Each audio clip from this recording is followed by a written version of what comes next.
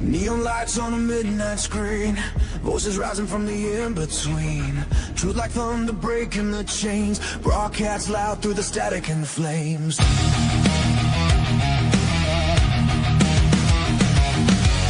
From the shadows where the outcast came, built a kingdom, built a name. No suits, no scripts, no corporate lies, just fire in hearts and war in our eyes. Turn the dial, hear the battle cry, with a spark they can't deny. We are the M4 Empire, voices rising higher and higher.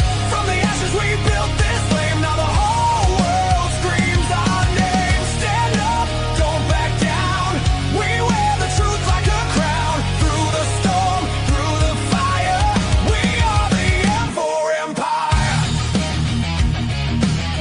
We are the M4 Empire. Headlines burning like gasoline, fuel for the fight on every screen. They tried to bury what we would say, but the signal cut through anyway. From late night streams to the morning cast, every shot fired, every blast. A legion formed in the common lines, an army built one voice at a time. Raise your hands, let the banners fly, this is our empire in the sky.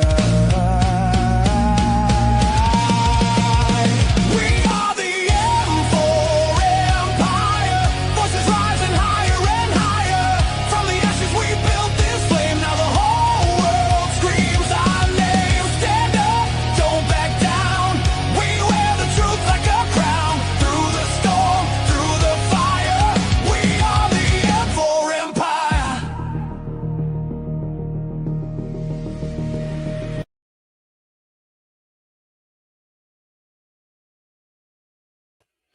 Oh, what do you hear? What do you say? M4 Empire, Marv Movie Monster Montanero here with another Monday night hangout stream with you guys here. This is a, pretty lax, kind of chill stream.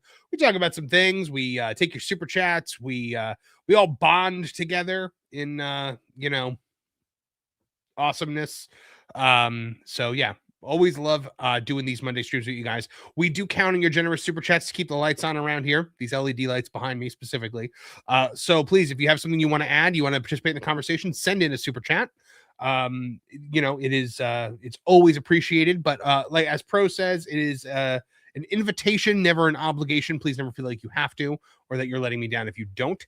So let's see what you guys have to say today. I see right here, Teddy D174 for 20 big ones right off the bat, man. Oh, awesome. Thank you so much, Teddy. Says, I just missed the members live stream. I was about to send a super chat, but then you logged off. Well, you got me here, buddy.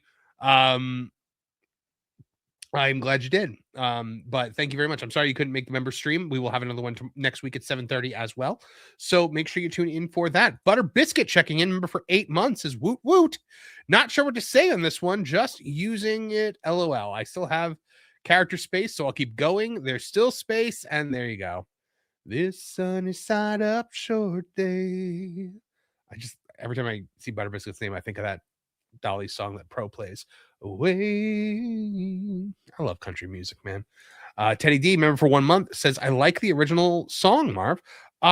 Good. I'm glad. Thank you very much, man. It's I really love the songs that we've been creating. So we created the one for here, the M4 Empire Gaming. So obviously, guys, the songs are generated by AI, but I write the lyrics for them. So I write the songs, and then I plug the songs into a program, and the program makes the song. What I've been using it for, on top of just this, I've actually been using it for writing. So some of you guys know I'm writing a novel that should be out for you guys, hopefully in the next year at some point, maybe a little longer, but who knows. And I've written songs about just the book in general and about each of the individual characters, some of them with their connection to each other. And yeah, I have been listening to them as I write, and it helps put me in the mindset. I thought it's like a whole new way for writers to use AI. Like one of the things I always tell writers is, you know, there are uses for AI. It's not to write your book for you. It's not to write for you at all. It is to enhance, you know, like help you with your plotting, help you with your outlining, help you and clearly to help you with getting in the mood by, you know, generating music that you can use. One of the other things I do with it is when I'm done with a chapter, I show it to the AI and I say, hey, are there any plot holes in this chapter? And it tells me if there's any plot holes. So that's pretty cool. I mean, it's not great at doing that, but you know, it might figure out one or two. So, you know, that's a good thing. Helps me figure out if things are making sense or not. Pastor of Muppets for $5 says, didn't get to say this till now. My wife and I finished Supernatural. We loved it. We also don't believe it requires a follow-up. That would be dumb. Yeah, that would be dumb. Gosh, I have enough Supernatural to get through as it is. By the way, speaking of Supernatural, you guys asked how Trish is feeling. The reason I was a little late getting into the show was I texted Trish and just said, hey, streaming chat's asking if you feel better. And she said, not 100%, but not as bad as I had been. And she said, thank them for thinking of me, please. So guys, thank you for thinking of Trish. She appreciates you. I can let her pop in the chat if she has time. We'll see if she can. She's busy. You and Kimia for $4.99 says it's hard to see Netflix beating Paramount. Washington will never go for it. Honestly, man, that's what I'm thinking as well. It's going to be really, really difficult for Netflix to get past regulatory approval. We're going to talk about it in a little bit because we're going to go through an article that I wrote today on all of this. I've been following this, Paramount, Netflix, Warner Brothers situation probably closer than most, just because I've been having to cover it for the websites. And it is a crazy story of just one rich guy's son who is just unwilling to quit. But yes, thank you guys very, very much for all of those super chats. I really, really appreciate it. Glum gold, glum gold, glum gold, glum gold. So Aaron just asked, what's the genre of the book? It is, it's kind of its own genre. I mean, it's fantasy. I'll tell you, it's epic fantasy. It's medieval epic fantasy, but it involves a lot of like large scale battle sequences. Like kind of more akin to a superhero movie or like Dragon Ball. So, you know, we'll see. All right, let's dive. So if there are no more super chats, I don't see any coming in. So let's dive into this article we've got here. Share my screen and okay.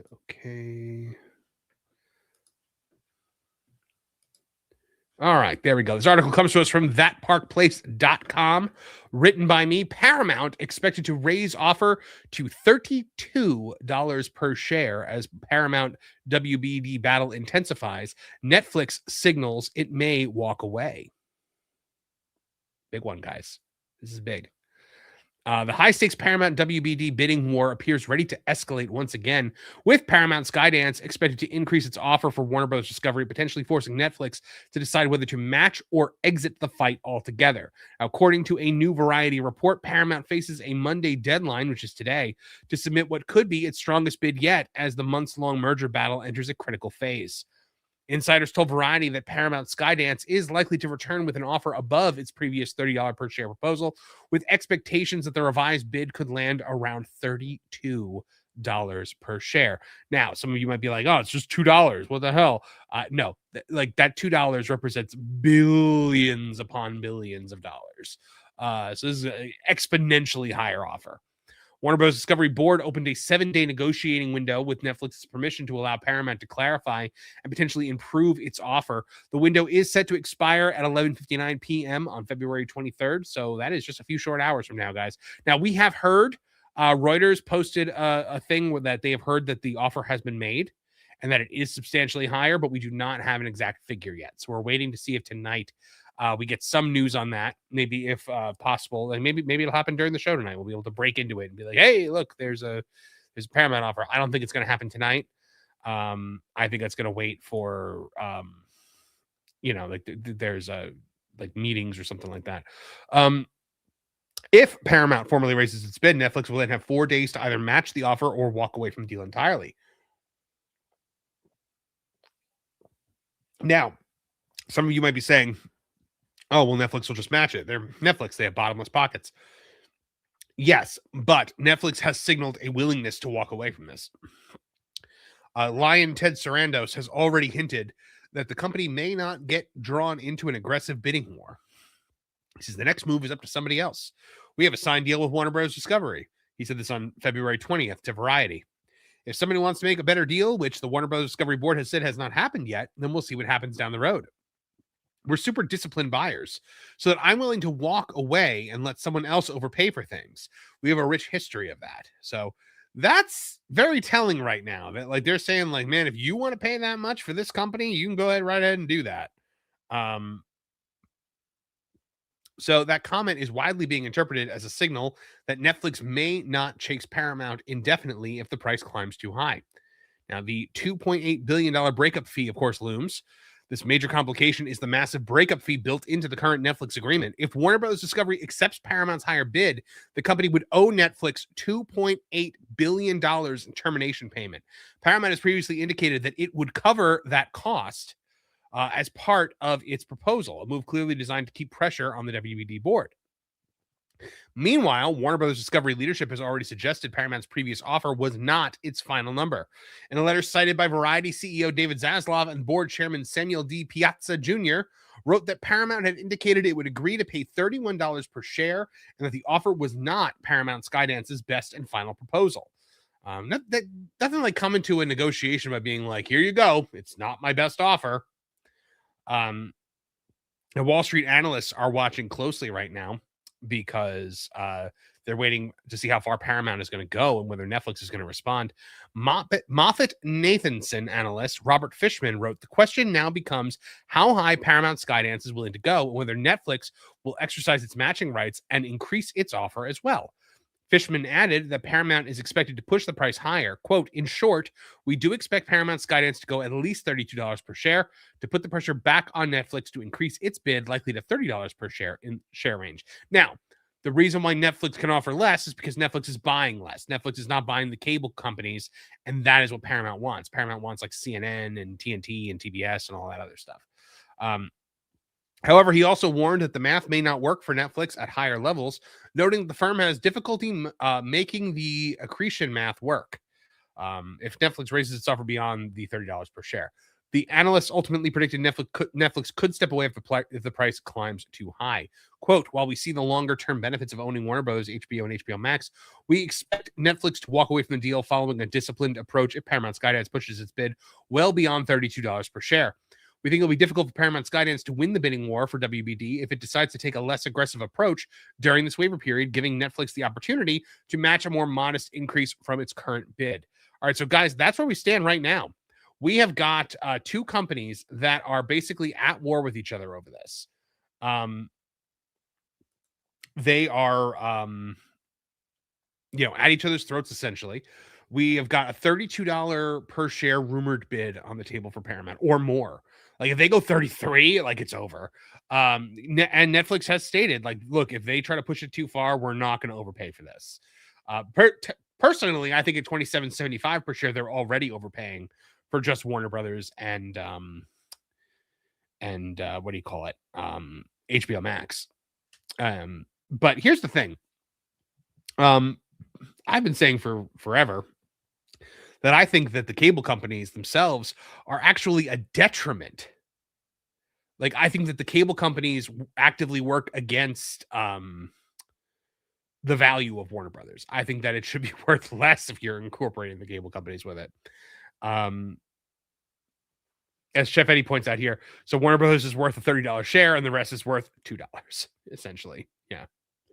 I mean, come on, it's TNT and TBS and CNN. These are not exactly huge ratings grabbers. They're not exactly advertiser friendly. Part of me thinks that, like, what if this was all big elaborate hoax by Netflix and Paramount? Like, what if or not Netflix and Warner Brothers. What if like Sarandos and Zaslav are sitting around and Zaslav was like, man, I'm gonna get this rich guy's son to pay us so much money, and then Sarandos is like, wait, what if there's a way he'll pay you all this money and he'll also pay me nearly $3 billion of his father's money? And they've just been playing him the entire time. Like, that's a movie, right? That's a movie that I hope somebody writes.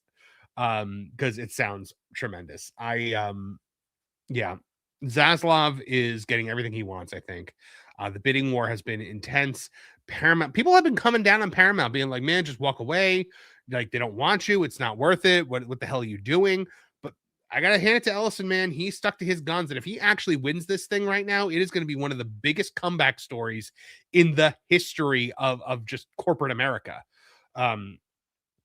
He's also already passed a regulatory hurdle. We just wrote an article about that this weekend as well. So what happened was they submitted their proposal to the antitrust board, and the antitrust board had like a set amount of time to come back with any issues that they had, and they didn't come back in that time. So they're basically saying that Paramount is going to have an easier time clearing regulatory hurdles. Like he thinks that this is going to be finalized by the end of the year once it's accepted. So and if that's the case, that's another feather in their cap. Netflix said that they were grossly inflating the situation, that they were overstating things, that it was not that they were given approval or anything like that. So it's really, because it's funny because it's getting really ugly, right? Like, you're having Paramount and Netflix actually kind of like throwing mud at each other's eye a little bit. Excuse me one second.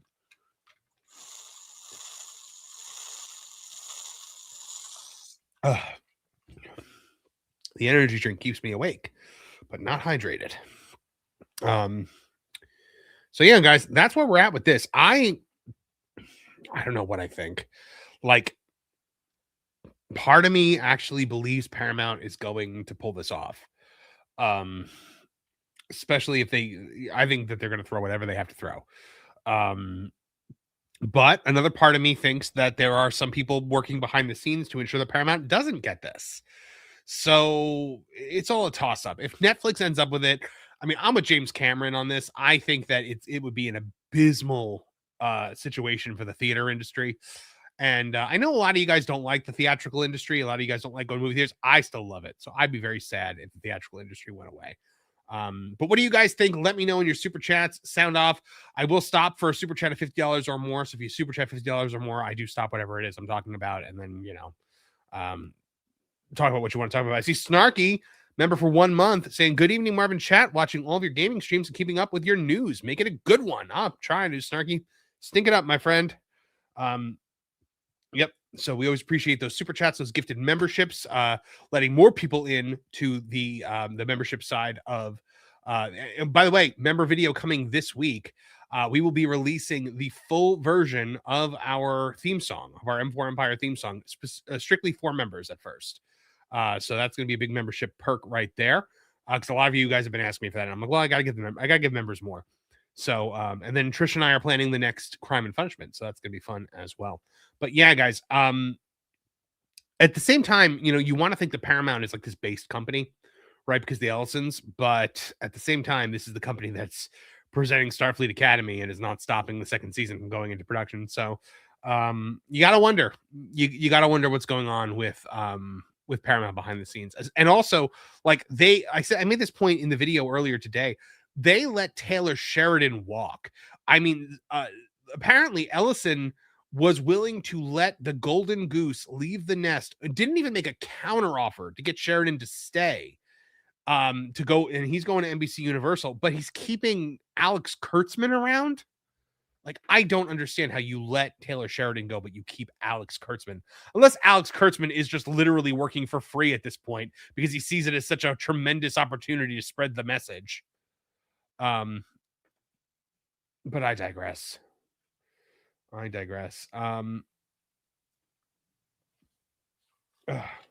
the way, Extreme Meme Supreme making a really good point right now. Theatrical industry will not go away based on this purchase. It will die because 90% of its movies the last 5 years suck. That's true. Yeah, that is actually very true. I think that the major problem that we're having right now with a lot of these movies or with the theatrical industry in general, is that the movies are they're terrible. It's something people want to go to the theaters for. And we've proven just this year with things like Zootopia, and things like Avatar and whatnot. When there's something that people want to see in the theaters, they will go to the theater. We've proven this time and time again.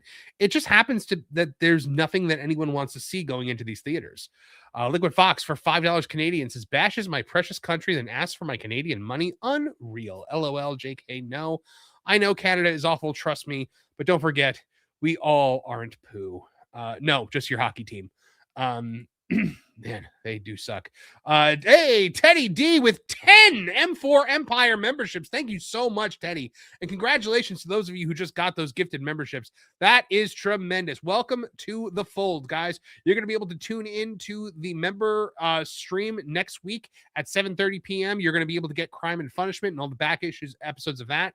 You're going to be able to get the M4 Empire theme song when it comes out later this week, and I'm gonna start doing those audiobook things again as well. So man, Teddy, I gotta play a clip for you, and there's only one I can think of to play. At the Red House, where black people and white people buy furniture. And Hispanic people too. Chef Eddie for $5 says Les Moonves gave Kurtzman an ownership stake in Star Trek in his contract before he left, so getting rid of him will be very hard. Is that true? Hold on. Does Alex Kurtzman have a ownership stake in Star Trek? Let's ask. Searching. Short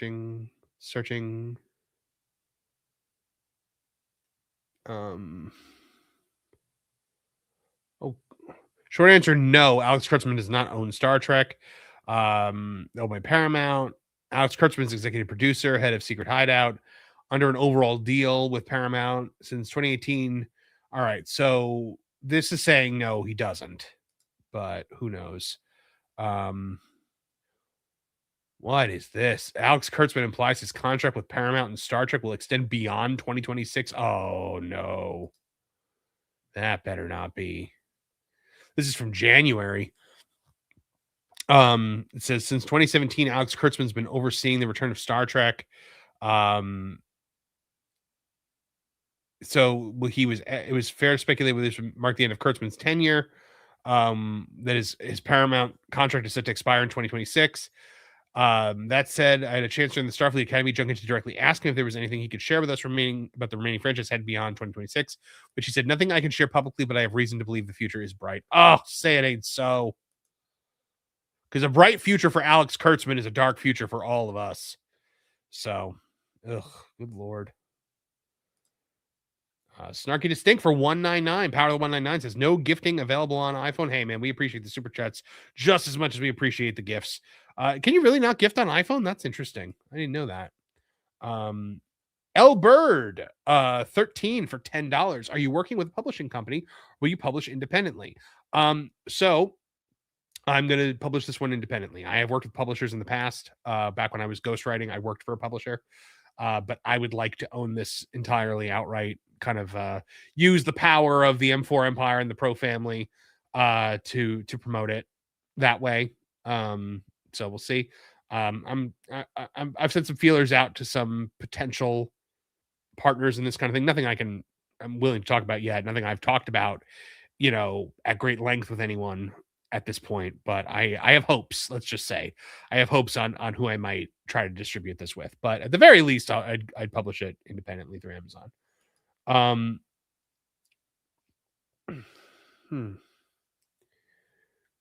This Yuppets me says, if you can't gift off on iPhone, then you clearly need to break free, move to superior Android phone. Man, you know what? Sometimes I miss my Android phone. I had an Android for years, and I had one of those like folding ones that turns into the tablet, and yeah, it was a really good phone, but I have a Mac for work, and I have a MacBook, and I have an iPad, so I was like, I really just need an iPhone. So Mike Glass gifted 1 M4 Empire membership.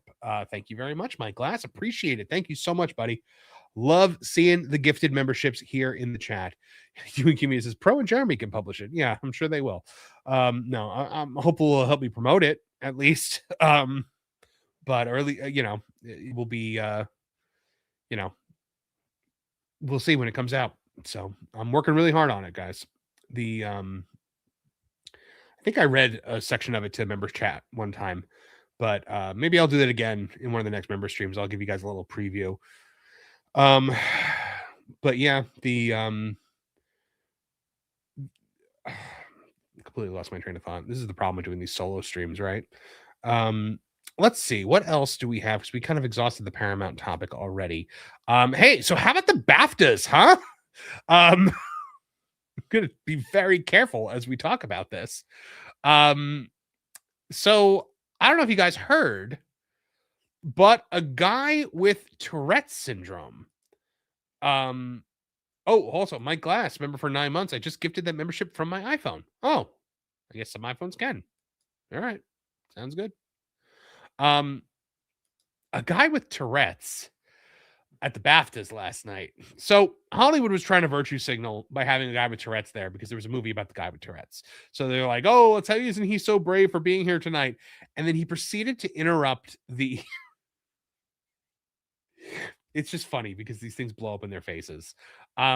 He proceeded to then interrupt the ceremony multiple times. I think he screamed the F word. I think he screamed boring at one point. And then... Well, you know what?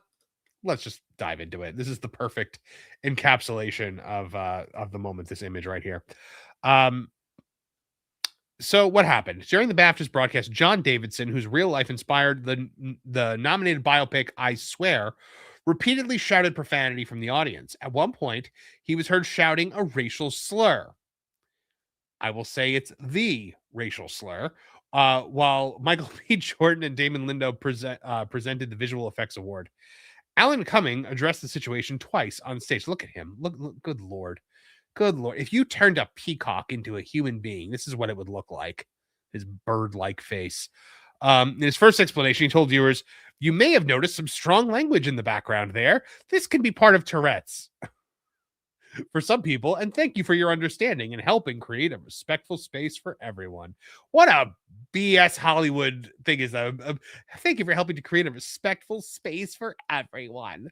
Later in the broadcast, he said, Tourette syndrome is a disability, and the tics you've heard tonight are involuntary, which means the person who has Tourette syndrome has no control over their language. We apologize if you are offended tonight. Prior to the ceremony, a floor manager had also warned attendees that Davidson has Tourette syndrome, so please be aware you might hear some involuntary noises or movements throughout the ceremony. Despite the show airing on a delay in both the UK and the US, the moment was not removed from the broadcast. I mean, guys, oof. I mean, they could have hit the dump button on this, 100%. They could have hit the button. They could have dumped this out, and nope. I mean, you can hear it clear as day. The two of them are up there talking. Lindo and Jordan are up there talking, and you just hear the N-word thrown out. I mean, like hard R and everything. And the entire place gasps. And and honestly, Tourette's is a really rough disease to have because it's got to be mortifying to be in public and not be able to control what you say. And I think a lot of times with these people with Tourette's, from what I understand, is you'll think the absolute worst thing that could be said in this situation of what that is, even if it's not a thing that you're personally thinking, it'll come into your head this is the absolute worst thing, and you will literally have to say it. Yeah, it was rough. Tom was talking about it on Midnight's Edge this morning, and he said, he said there's this girl on HBO who literally, if she was at an airport, would just blurt out I have a bomb, because it's the worst possible thing you could say in the moment, and so her mind would make her say it. So that didn't stop the Hollywood pearl clutchers from trying, like, all they had to hear was the N-word. Doesn't matter if the person was meant to say it or not. They are coming down on this guy hard, and then they're coming down on Alan Cumming as well for his apology. And this Hannah Beekler, who said she was a production designer on Sinners, and she goes, I keep trying to write about what happened at the BAFTAs, and I can't find the words. The situation is almost impossible, but it happened 3 times that night, and one of the 3 times was directed at myself on the way to dinner after the show. And a third time at a black woman. I understand and deeply know why this is an impossible situation. I know we must handle this with grace and continue to push through, but what made the situation worse was the throwaway apology of if you were offended. Of course we were offended, but this is where she gets Hollywood about it. Our frequency, our spiritual vibration is tuned to a higher level than what happened. Oh, for frick's sake. I am not steel, which she spelled S-T-E-A-L. This did not bounce off of me, but I exist above it. It can't take away from who I am as an artist. Oh my gosh. Oh, what? Could anyone be more up their own ass and more of an idiot than this? Oh, Grace Randolph sounded off on it. Okay. Yes, guys. Our old friend Grace Randolph made her presence known, and I'm sorry, I have to blow my nose. Grace Randolph sounded off, and she was not happy. And of course, she had the exact wrong take. Tourette's means no filter. No, it doesn't. Which means this man thought it. Despicable. The BAFTAs are out here making fools of themselves and the entertainment industry. Of course, readers added context. It's crucial to understand that these words or complex phrases do not necessarily reflect the thoughts, beliefs, or opinions of the person with coprolalia. I guess that's the term for Tourette's. And of course, Grace wasn't done. She goes, I certainly want Mr. Davidson, who has Tourette's, to have a nice life. But that anyone would defend Jordan and Lindo going up in front of their peers in a professional setting on television and having been called a racist slur is ridiculous. She is the worst. She is literally the worst. You know what? We're going to go to this tweet right now. We're going to go to this tweet because I want to see people ripping her to shreds. Like, the guy's got a neurological condition, lady. Are you kidding me? No matter how Tourette's works, that the BAFTAs subjected Michael B. Jordan and Delray Lindo to that is outrageous and shameful. This was handled so poorly. Footage is forever. And also, this man Davidson will have to deal with the horrible fallout as well. Nobody should be giving him a horrible fallout. He has Tourette's. This person says, it's involuntary. Involuntary. Please continue to engage in this behavior, though it just makes you look more and more horrible. This is it right here. Coprolalia is the involuntary, uncontrollable utterance of obscene words, slurs, or socially inappropriate remarks most commonly associated with Tourette syndrome. This one says, not surprising that the Be Kind and Educate Yourself Brigade refuses to be kind or educate themselves when it comes to a medical condition that a person can't control if they can squeeze some sweet anti-racist virtue signaling points out of it. Ghouls. This guy says, as a Tourette sufferer, it doesn't mean no filter. It means any word in your vocabulary pops out regardless of intent. I've ticked the N-word. Have I used a racist term? Yes. Am I just as racist with no filter? No. I have a disability, and perhaps you might educate yourself about it. By the way, that was that guy talking, not me. So this guy says, Grace, longtime fan here. I don't think you understand how Tourette's works, or you would not complain about the complications of this man's disability. Everyone should try to be kinder to those less fortunate than ourselves. This guy just says, the fact that this is still up says a lot. I agree. I was literally just thinking to myself, like, she's getting demolished here. And how is this tweet still up? This guy goes, Grace, Tourette's doesn't mean no filter. It literally means the most inappropriate thing to say, and it makes you say it. It's not there thinking the N-word. He knows it exists, and it'd be rude to say in the circumstances, and that's enough for Tourette syndrome.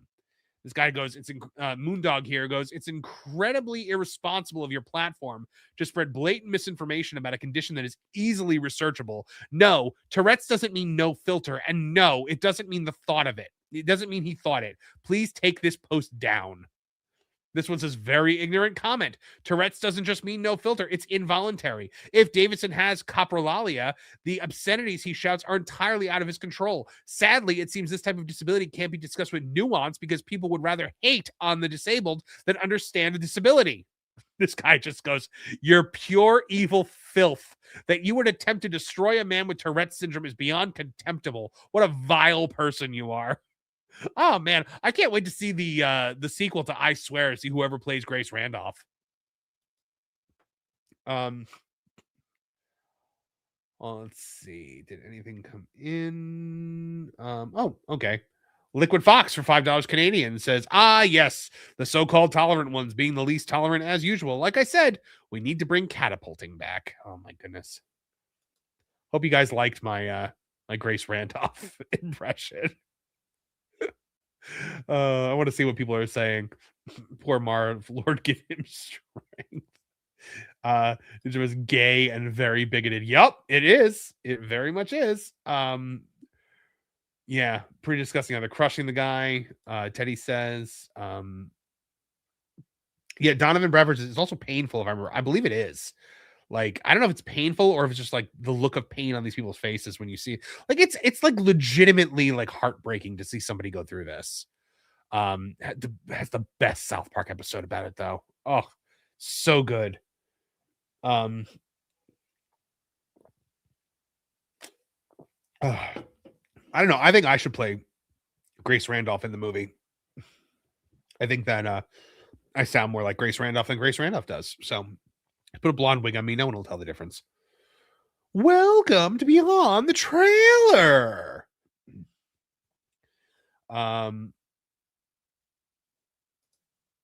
Pretty damn good, but sorry to say Rags still. Who is Rags? I don't even know. I don't know no Rags.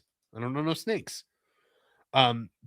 Tom F, our friend in mod, says, I had a friend who had this disease. Besides the outbursts, he would hit random things as he was walking. He would hit the street signs, he would pass, and he could not control it. Yeah, man, it's like I couldn't imagine like being like when I was a kid, I usually got tested for Tourette's because they thought I had it because I had a twitch. So yes, I did have a twitch when I was a kid.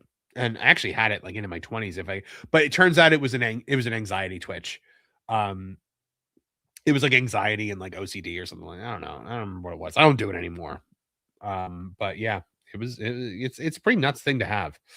But yeah, thank God I didn't have Tourette's. Oh, thank God. Because I can't even imagine living like that. Sorry, I'm getting like all congested. So what happens when I talk for too long, at least. Scott Summers says, wait, Marvin address. Yeah, you wish you could see it. Let's see. Yep, it's me. Says Rags is part of EFAP and does long form reviews on his personal channel. Oh, cool. All right. I'll check him out. I don't know what EFAP is. But it's Mahler, right? That's the thing with Mahler. I love Mahler. He's a good guy. Or he seems like a good guy. I've never met Mahler. But let's see. You know what? Let's go back and watch look at some more horrible things people are saying to Grace Randolph. We have not seen one comment. We have not seen one comment defending her yet. Oh, never mind. Here's one. Exactly. I see people trying to explain this away, but the word exists in his vocabulary for a reason. It exists in everyone's vocabulary. It's a word that exists. It's a word that you know. It's not a word that you use, but it's a word that you know. I know that the word onomatopoeia exists. I don't use it all the time.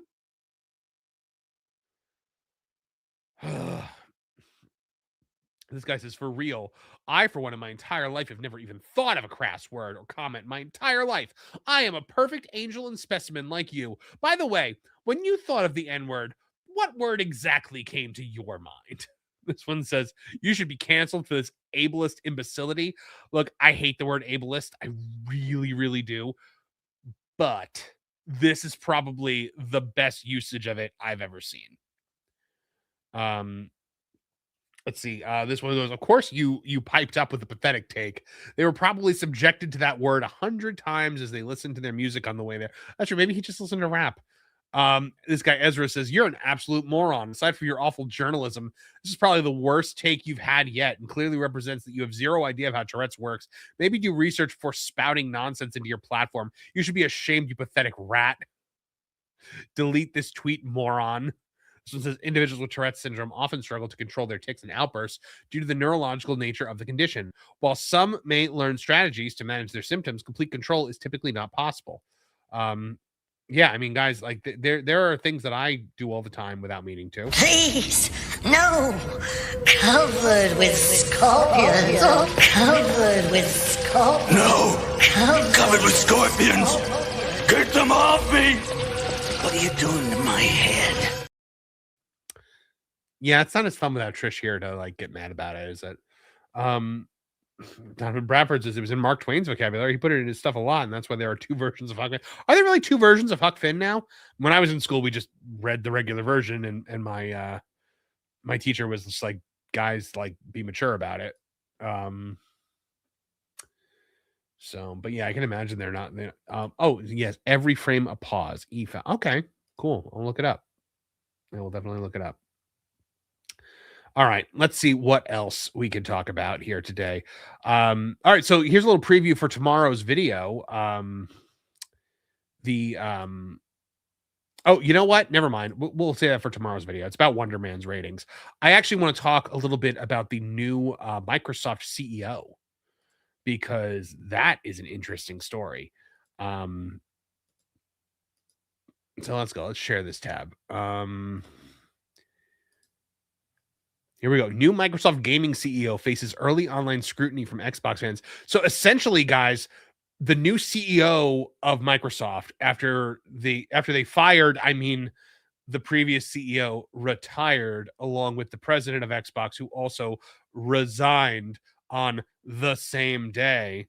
Yeah, no, they weren't fired. Guys, if you were like a certain level of corporate, like up the ladder, you will never be fired in your life. I mean, you'll be fired, but nobody will ever know, because you always get to say that you're just going to spend more time with your family, right? So let's hear. The Xbox, this is by Trevor Denning here on That Park Place. The Xbox gaming community was surprised Friday evening by a shakeup in the company's corporate structure. Both Microsoft gaming CEO Phil Spencer and Xbox president Sarah Bond confirmed that they were stepping down from their respective positions, a move that raised questions about the future of Microsoft's gaming division.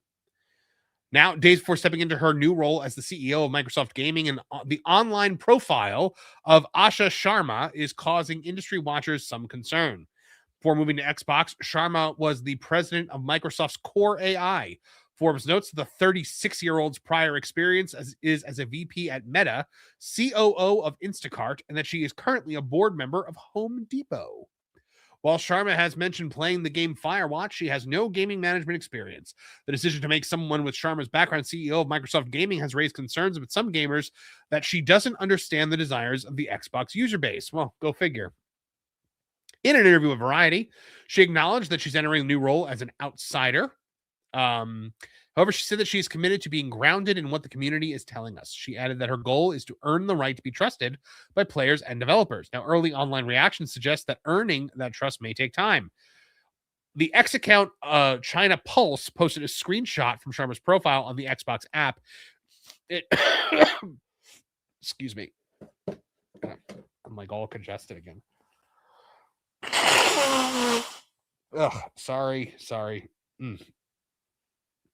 It notes that all of her gaming achievements across titles like Borderlands 2 and Fallout 76 are dated January 16th, 2026, prompting speculation online.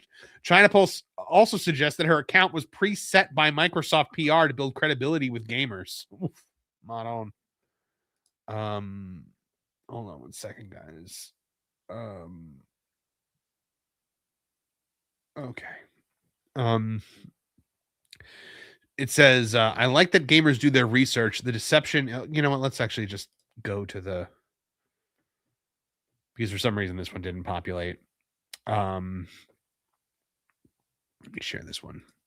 All right, so China Pulse says, fun break. This is the account of the new Xbox head, Asha Sharma.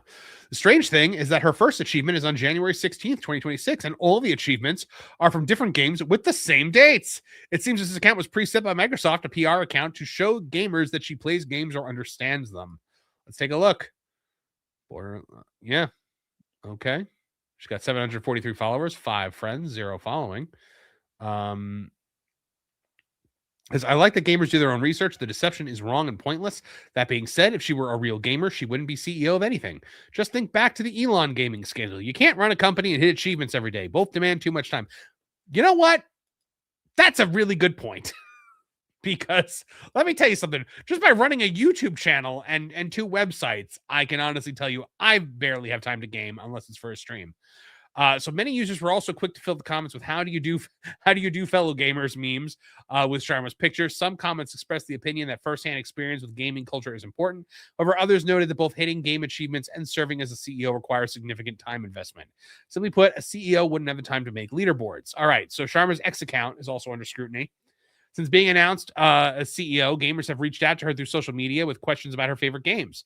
Some have suggested that her replies are overly polished and generic to the degree that many believe her entire account is being managed by an AI bot, though this remains unconfirmed. Let's have a look. Pirate Nation has a couple of these screenshots here. X users are noticing and claiming that the new Xbox CEO could be using AI in replies and that the whole account might be managed by a chatbot. She's a great list. I did my top 3 in another reply.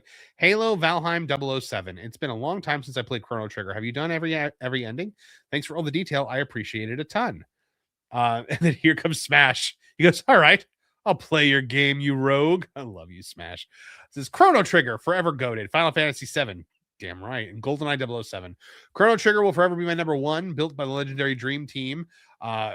Hironobu Sakaguchi, Yuji Horii, and Akira Toriyama, and combined some seriously incredible RPG. And she goes, great list. I did my top 3 in another reply. Halo, Valheim, 007. It's been a long time since I played Chrono Trigger. Have you done every ending? Thanks for all the detail. I appreciate it. Oh, no. Oh, no. Oh, my goodness. That's insane. Yep. So things are crazy at Xbox right now. To be fair, this lady is not stepping into an enviable position. I mean, enviable in the fact that she's going to make a lot of money, but unenviable in the fact that Xbox is toast. Yeah, sorry guys, I should probably mute when I blow my nose, but yeah, it is a yeah, Xbox is circling the drain. They have got no, like, Halo and Fable are coming out for PlayStation. Like, do you guys get how ridiculous that is? That Halo and that would be like God of War coming out on other things. Like, Halo is Xbox. It is like their version of Mario. It would be like Mario coming out on PlayStation. That would never ever happen. The fact that Halo is coming just shows just how bad console sales are for Xbox right now. It is absolutely insane. I wouldn't be shocked if she is there to just facilitate closing up the whole thing and transitioning Microsoft Gaming into something else, where it's just going to maybe become a game studio that funnels games into other hardware. Maybe that's why things like Halo are starting to go to PlayStation, because they're porting everything over, because this is going to be the last console generation. I would be legitimately shocked if Microsoft comes to the table with another next-gen console. Legitimately shocked. And look, the original Xbox was great. The 360, now, the 360 was the one time that Xbox outdid Sony, because the Xbox 360 is infinitely better than the PlayStation 3. And I think a lot of people had them because the barrier to entry for the PS3 when it first came out was legitimately insane. It was $600 for the PS3 when it first came out, and that was years and years and years ago. It's 2 console generations ago. So yeah, the 360 was tremendous, but then the Xbox One, they lost the, Phil Spencer completely lost the story, right? Because he with the Xbox One, they didn't really care about it as a gaming platform. They cared about it more as like the Star Trek living room, right? With the with the Kinect, which is a thing that absolutely never should have happened. And oh god, everyone's making comments about the Red Robin wedding. Yes, the Black Friday Bundaroo. Yeah, I watched South Park too. Okay. So yeah, guys, Xbox is in trouble. I honestly think this lady is here just to close up shop. Um, you don't fire your entire leadership team. And by the way, obviously not a whole thing saying that they were fired. But let's be real here, guys. They were probably fired. While we are just still kind of shooting the breeze for the next few minutes, I have to actually set something up for the next stream. So, guys, we are going to end the stream in a little bit, but just so you know, the fun does not end here. We are going to be sending you guys over to M4 Empire Gaming, where we're going to be playing more Final Fantasy VII Remake. So that should be a lot of fun. Let's put in a video file over here. Just loading up the... Oh, I think we might actually have some news on... we may have news on the Paramount thing real quick. So hold on, guys. Let me see if this is anything worth anything. And then pull it up on the screen if it is. Because if it is, then that's pretty big news. Oh, it's from Deadline. Okay.